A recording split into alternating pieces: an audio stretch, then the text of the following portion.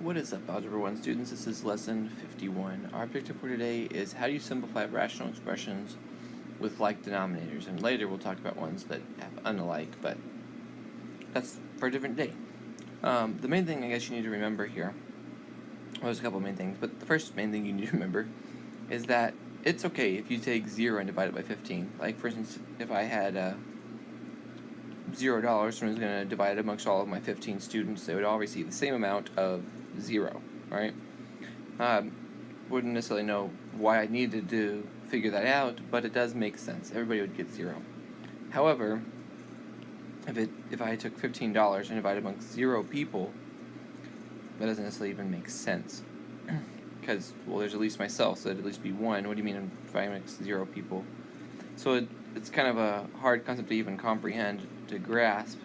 And there's more reasons in addition to that, but pretty much this is undefined. In fact, if you're allowed to say that, if you're allowed to divide by 0, then you can prove that, like, 2 is equal to 3, and weird things like that. So that's what they're talking about over here when it says find the excluded values in each expression. Expressions become undefined whenever the denominator, the bottom, is 0, right? It becomes undefined.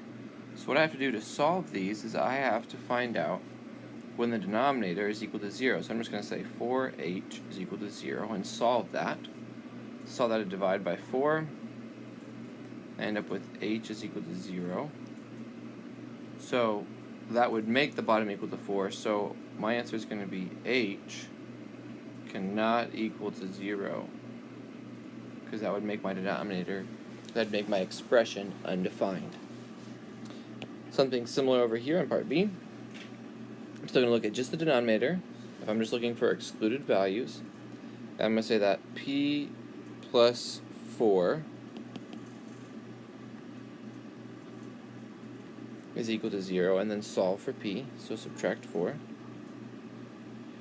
So then p is equal to negative 4, and that's what p cannot equal, right? So I'd say p cannot equal to negative 4. One more like this. It says g minus 5 over 3g minus 15. I'm just stating excluded values, so I'm just going to look at just that denominator. I'm going to say 3g minus 15 equals to 0. Solve by adding 15 to both sides. 3g is equal to 15 divided by 3. I get g is equal to 5, so that's what g cannot equal. G cannot equal to 5, because when you do, if you plugged g into that expression, it would make that expression undefined. Alright, now it says simplify each rational expression if possible. So if you can simplify it, simplify down. And then continue on doing what we were just doing, identify any excluded values. So d from your practice set there is 4d cubed over 2d squared. So if we wrote this out, if we expanded that, that'd be 2 times 2 times d times d times d over 2 times d times d. So notice here I could reduce these 2's and a couple of the d's. Those reduce to 1, reduce to 1, reduce to 1. So I just have 1 times 1 times 1 times 2 times d, which just gives me 2d. But you want to look back at the original equation. This can't equal 0, so 2d squared can't equal to 0. And the only one that would make that 0 would be as if d is equal to 0. So say d cannot equal to 0. So this is my answer, simplified down, and that would be that. And that would be because if I divide it by 2, I end up with d squared is equal to 0. Take the square root, d is still equal to 0. So that's what d cannot equal to. On part E here, it says d plus 1 over d. So I need to simplify down if possible. Alright, let's go to the thought bubble here. So we know that 2 plus 3 over 2. That would be the same thing as saying 5 over 2, which is what, 2.5, 2.5. That's what it comes out to be, because 2 plus 3 is 5. However, if we just thought we could cross those out, we'd be like, oh, that's just 3. Well, is 2.5 and 3 the same thing? No. So this latter one, the second one we did, you cannot just cross something off unless everything's multiplying. If we had said 2 times 3 over 2, that's equal to 6 over 2, which is equal to 3. This, notice I could reduce 2 times 3 over 2. You can reduce there, and that just equals to 3. So that is fine if they're multiplying. That's why we were able to do it here on this first one, because everything was multiplying. But on the second one, I can't just be like, okay, reduce those, because these are adding. So this cannot be simplified. So that's what I'm going to write. Cannot be simplified, or in simplest form.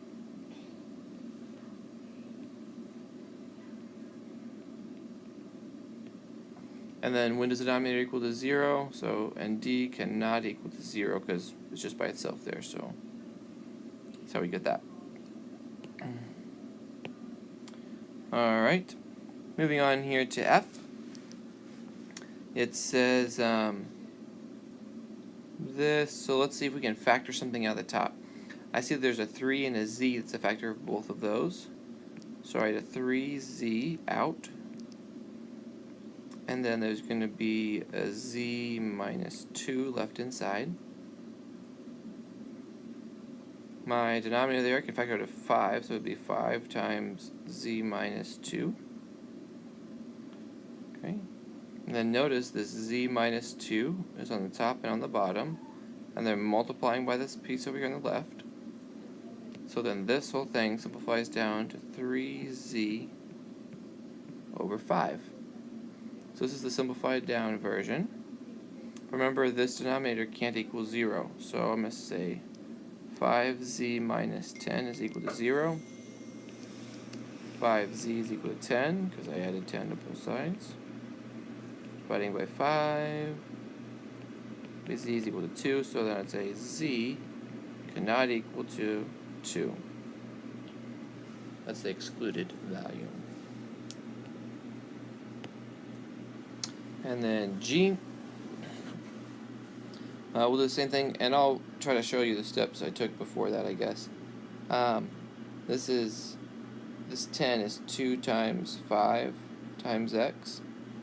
So I notice that both of these have a 5, and they both have an x. So I'm going to take the parts that they have in common outside.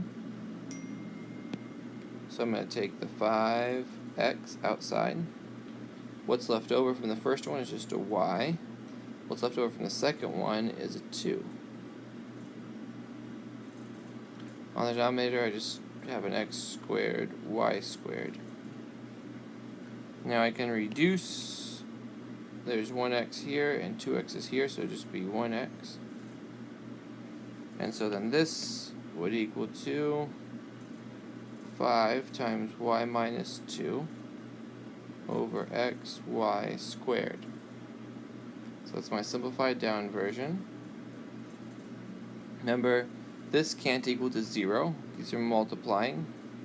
So that means x squared can't equal to 0, and y squared can't equal to 0. So just x equals to 0 or y equals to 0. So I'll just say x cannot equal to 0, and y cannot equal to 0.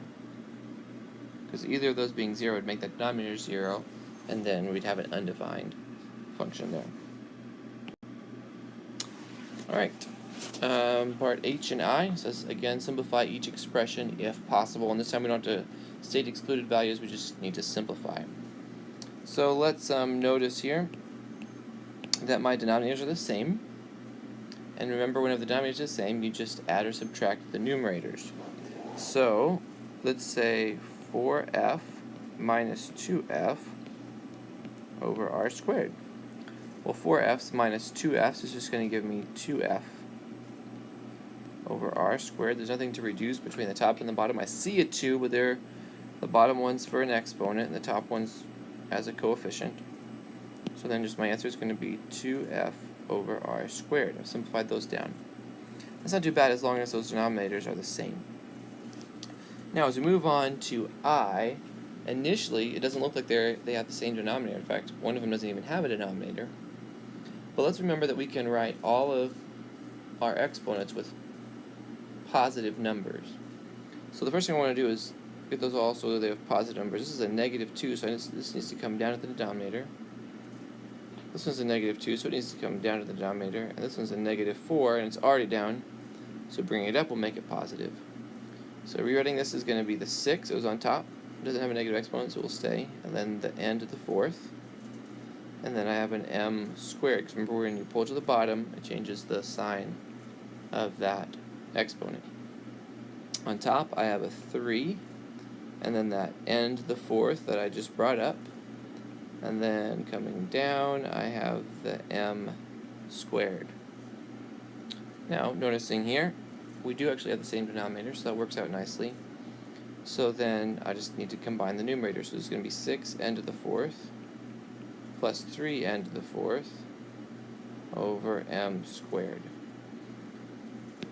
Now looking, since these variables match exactly, right? If this was n cubed and that was n fourth, I could not add these together. But since the variables match, then I can add them together. And 6n to the 4th plus 3n to the 4th, 6 plus 3 is 9. So it's going to be 9n to the 4th over m squared. Your homework is there on page 325. You're going to do all the 51s, all the 50s, and 9 more of your choice. Good luck.